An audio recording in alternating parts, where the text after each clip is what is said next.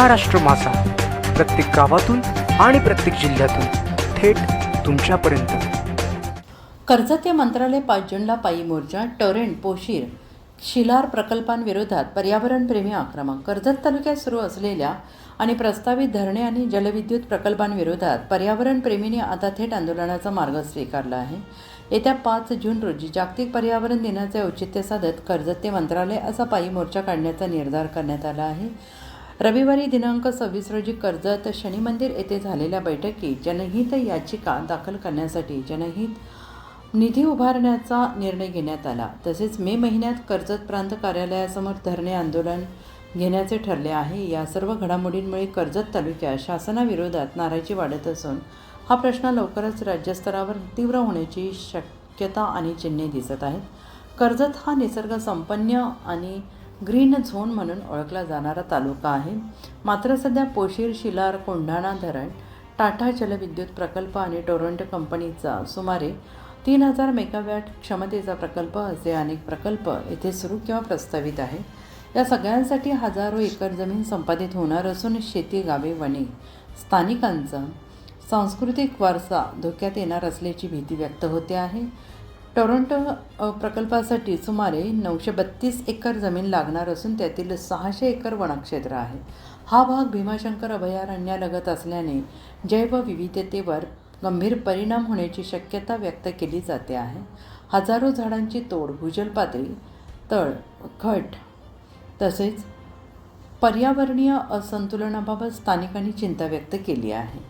पोशीर आणि शिलार धरणांसाठी अनुक्रमे 6,394 कोटी आणि 4,869 कोटी रुपयांचे अंदाजपत्रक मंजूर झाले असले तरी पुनर्वसन आणि मोबदल्याबाबत स्पष्टता नसल्याचा आरोप आहे। पर्यावरणीय जनसुनावणी न घेता कामे सुरू केल्याची तक्रार करण्यात येते आहे। दरम्यान पाली भुतिवली धरणाला 40 वर्षे उलटूनही त्याचा अपेक्षित उपयोग झाला नसल्याची टीका होते आहे। तर कोंढाणा धरणाचे काम अनेक वर्षांपासून रखडले आहे।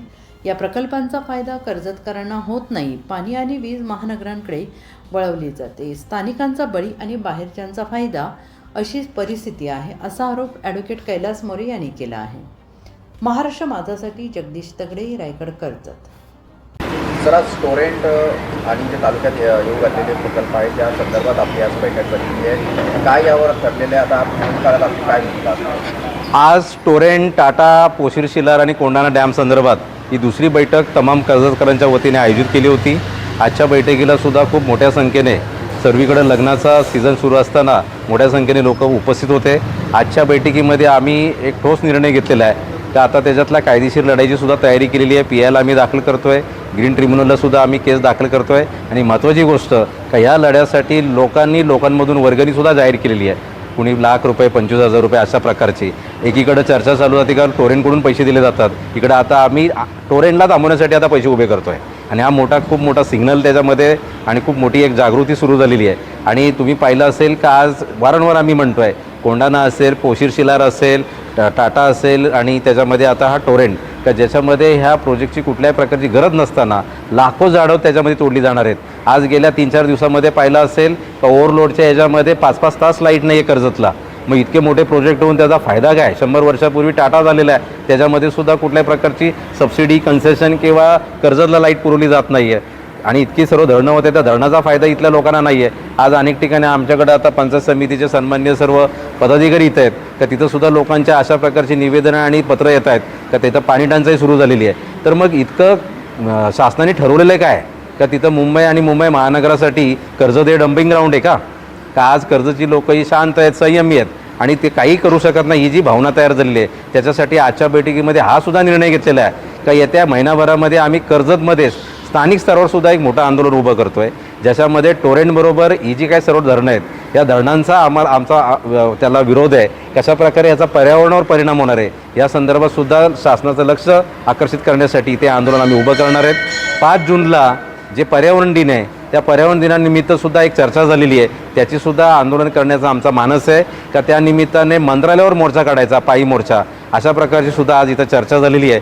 तर येत्या काही दिवसांमध्ये कर्जत स्तरावर कुठल्या दिवशी आम्ही ते आंदोलन करतो आहे त्या आंदोलनासंदर्भातली सर्वांबरोबर विचार विनिमय करून त्याचीसुद्धा तारीख लवकरच जाहीर करतो आहे आणि मंत्रालयावरचा जो मोर्चा आहे त्याच्या संदर्भातली सुद्धा जी तयारी आहे किंवा त्या संदर्भातली मोर्चाचं जे नियोजन असेल ते सुद्धा टप्प्याटप्प्याने तुम्हाला जाहीर केलं जाईल. ते एकंदरीत आज खूप चांगल्या प्रकारची चर्चा झालेली आहे. काही पूर्ण तालुक्याची मानसिकता आणि तालुक्याचा जो विचार आहे तो विचार आजच्या या बैठकीमध्ये चर्चा करण्यात आला. का ह्या सर्व प्रकल्पांना विरोध आहे, हे प्रकल्प विनाशकारी आहेत. आज पाहिलं असेल का आज 45 सेल्सिअस टेम्परेचर आहे आणि एप्रिलमध्ये जरी परिस्थिती असेल आणि त्याच्याही पलीकडे आता लाखो झाडं तोडली जाणार आहेत. त्याच्यानंतर कर्जतची अवस्था काय असणार आहे? मग कर्जतला लोक आराम करायला किंवा इथला हेल्दी वातावरणाचा अनुभव घेण्यासाठी येत असतात आणि जर कर्जत अशा प्रकारे जर त्याचा टेम्परेचर जर वाढत गेला, इथली जर एअर क्वालिटी इंडेक्स जर खराब झाली तर कर्जतला येणार कोण आहे? हा प्रश्न आम्ही वारंवार या निमित्ताने विचारतो आहे आणि म्हणून त्याच्यासाठी भविष्याचा विचार करून पुढच्या पिढीला आम्ही काय देणार आहोत याचासुद्धा लोकांमध्ये एक चिंता तयार झालेली आहे आणि म्हणून हे मोठं आंदोलन आम्ही या निमित्ताने उभं करणार आहोत. रेल्वे संदर्भात देखील आज तुम्ही चर्चा केलेली आहे. रेल्वेचे देखील मोठे प्रश्न कर्जतमध्ये भेडसावत आहेत. काय चर्चा करतात? रेल्वे संदर्भातला कोरोनाच्या याच्यामध्ये अनेक अशा एक्सप्रेस जे थांबे होते ते बंद करण्यात आलेले आहेत. तर त्या संदर्भात ही सुद्धा दुसरी बैठक होती. आजच्या बैठकीमध्ये एक ठरवण्यात आलेलं आहे तर पहिल्यांदा स्थानिक जे लोकप्रतिनिधी आहेत त्यांना निवेदन द्यायचं.